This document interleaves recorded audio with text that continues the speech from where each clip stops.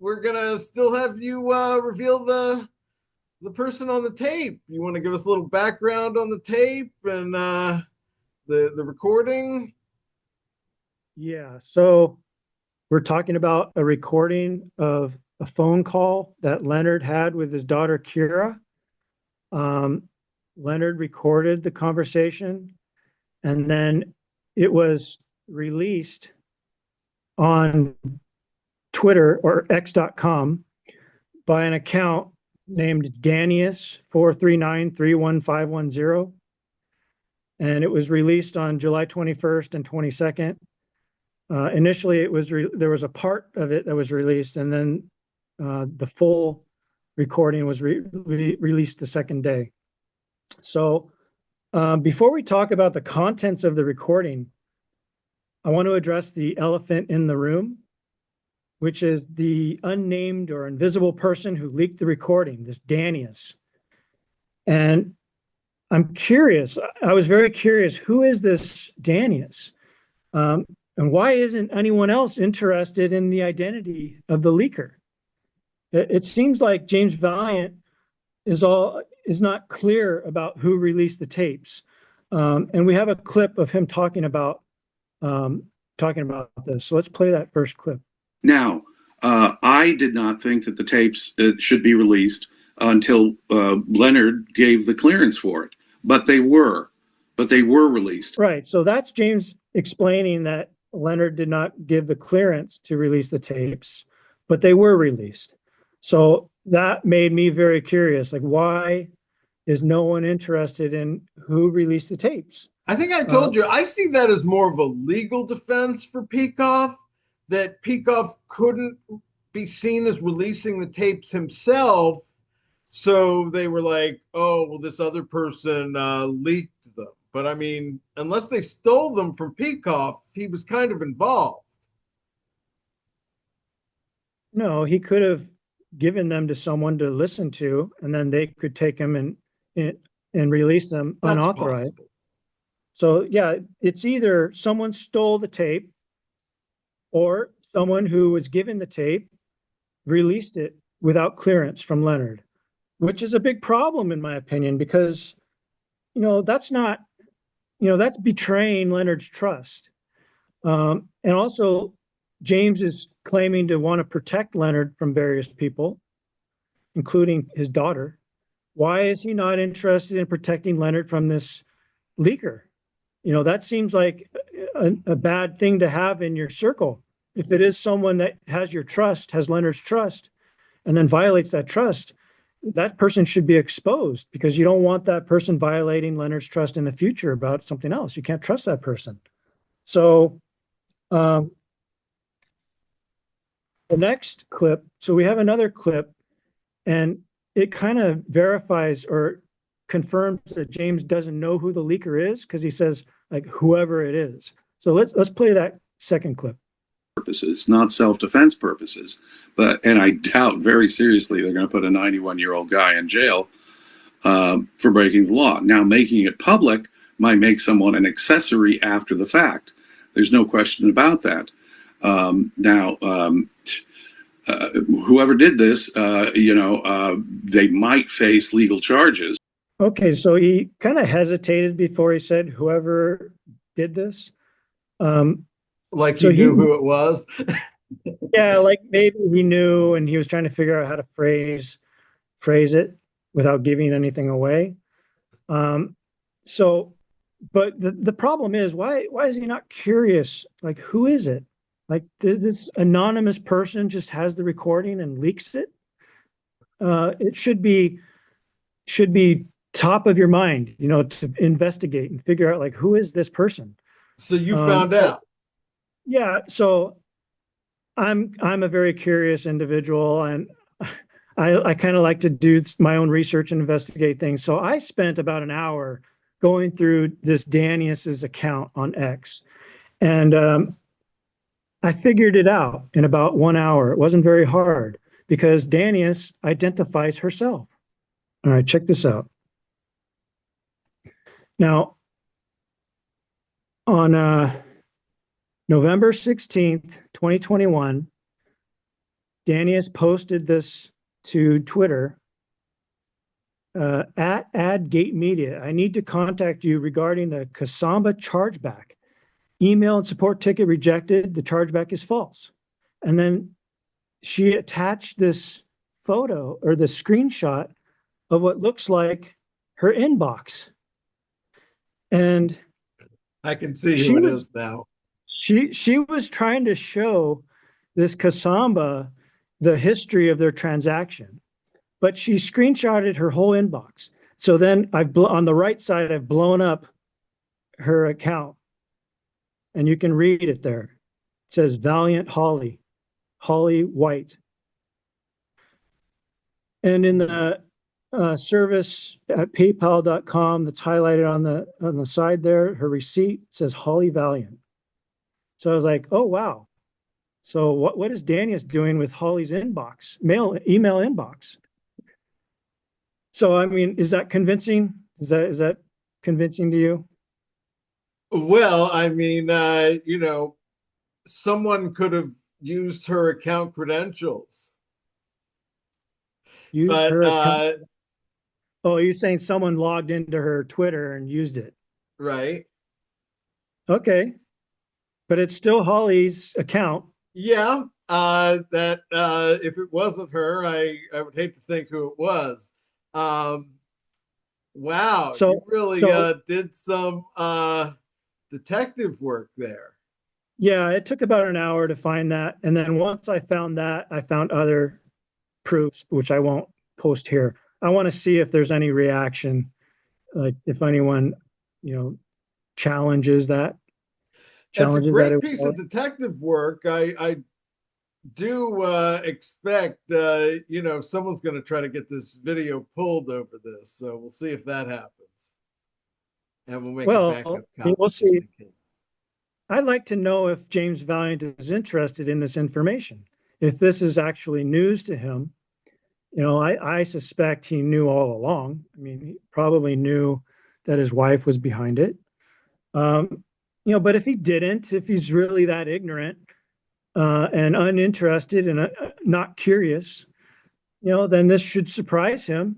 And maybe he should inform Leonard Peikoff that he has this leaker, close to him. Shouldn't this be something that Leonard should know about? I don't even, does Leonard even know that the recording is on Twitter?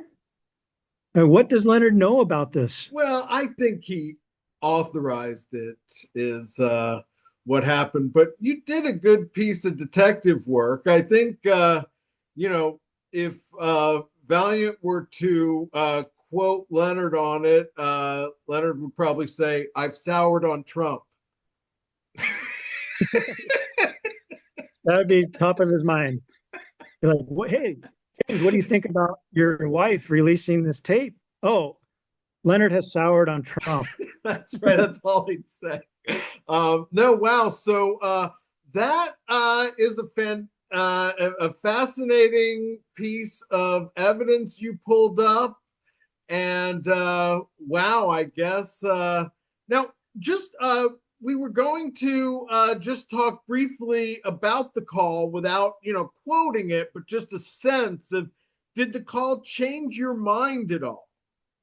Because it reinforced to me that Leonard knew what he was doing. I mean, he was demanding Kira sign something saying she wouldn't go after his estate. He's even asking who called protective services on them. And, he's like, she says that it was her mom. And he's like, well, how did they get that level of detail? I mean, he's interrogating her. Yeah, I'm certainly agreeable to the idea that there's some fault on both sides here, but this was a private conversation, or at least they thought it was a private conversation. So they may not have been trying to speak as perfectly as possible. They could have been just making some mistakes here and there, or not wanting to reveal certain information at that time. And so they're kind of hedging around the truth. But my main takeaway from this is that Leonard needs a handler, because there is a a moment. Let me get to the moment here um, when Leonard is about to tell Kira a story, and then he's stopped by someone on the tape. He says, if I told you, you'd probably think I'm crazy or something like that. And then, yeah, someone in the background you hear saying, stop. I'm convinced he was going to say that he talked to Ayn Rand and tell her that. But that's all speculation. But I mean, obviously, he was probably going to tell her about a conversation with a dead person. And he was worried that it was going to make her think he was crazy. So around the 19 minutes and 33 seconds or so, Leonard is saying, he's saying, I want to tell you an example. And then he says, but maybe I shouldn't tell you because it's a proof that I'm losing my mind, which is an odd thing for him to say, right? Because that's the whole issue here is he mentally competent? But I mean, if he's saying, oh, you'd question my competence, I mean, that's kind of a statement of competence. So then he says, I had a conversation with somebody, and then another voice steps in and says, stop, which is a little weird. So obviously there's someone else on the phone call or someone else in the room coaching Leonard or monitoring. They just didn't want him to tell the story about talking to Ayn Rand and Ayn Rand telling him to leave everything to Grace. No, apparently they didn't want him telling some story that was evidence of him losing his mind. But then Leonard says, oh, I don't want to go into it. He kind of I couldn't tell what was being said. I think he was saying something to this other person, and then he doesn't tell his story. He says, I don't want to go into it. So I thought that was very interesting. And if I'm speculating here, it's probably Grace, in the room monitoring. Because it sounded like a female voice to me. Who said she's not looking out for him? Yeah, but so that was curious to me, and that's kind of evidence to me that Grace is a little controlling what Leonard is saying on a conversation with Leonard's daughter, a private conversation. They knew it was being recorded, so they were like, "Don't put anything on the recording that can make you sound crazy." Yeah, I don't know that that's necessarily controlling, but I mean, yeah, I think there was a lot on the tape. It is available. We're not encouraging people to go to it. We're not going to link to it, but obviously people can find it themselves if they're interested. But I think we covered a lot of good stuff about Leonard and what's going on with him and his case and his attitude towards Trump and even the people around him. And how they're doing and taking care of him. Any final thoughts? Well, I don't think we talked enough about the recording, but I don't have a whole lot more to say about the recording, except that it's very sad how they talk past each other a lot and they don't trust each other. I mean, Leonard even says that he says that, oh, Kira, you don't believe anything I say, and I don't believe anything you say. So it's like they don't trust each other anymore. It's very sad. We're hearing their last conversation. Yeah, well, actually, that's just Leonard talking about Kira not trusting. Kira might trust her father, but it's Leonard has this war mentality, and that comes up in the recording as well. Is that he sees this as a war between enemies, and he actually calls Kira his enemy. So when she's trying to have him declared incompetent, he even brings that up.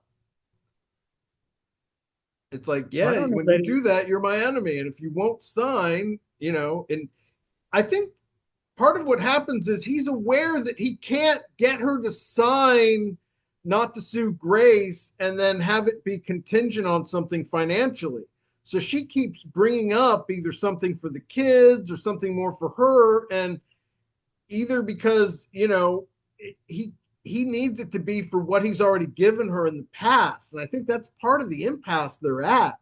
And I really believe that if she would have just signed the thing saying she wasn't going to go after him, that they would have a relationship now, and he probably would have bumped up what he was giving at least to the boys. Well, that's one aspect where I think Kira isn't revealing her whole mentality, because she says she doesn't want to get involved in his life or go to war or anything. But then in the end, she does seem to want to negotiate a settlement. She doesn't want to just sign over her right to sue the estate. To not sue. Or, yeah. So she does have some angle here where she probably wants to maintain the ability to go after Grace after Leonard dies, which is understandable and reasonable in my opinion. But she is dealing with her father, who's adamant about getting her to sign this contract. And I think the mistake Leonard made is giving her this money without the contract in the first place. So it seems like he gave her a bunch of money because she's his daughter and he loves her and wants to take care of her. But he wasn't anticipating, all these problems with Kira and Grace. The causal reaction to his lawyer coming to him and telling him that Kira's planning to have him declared incompetent and that he's under undue influence.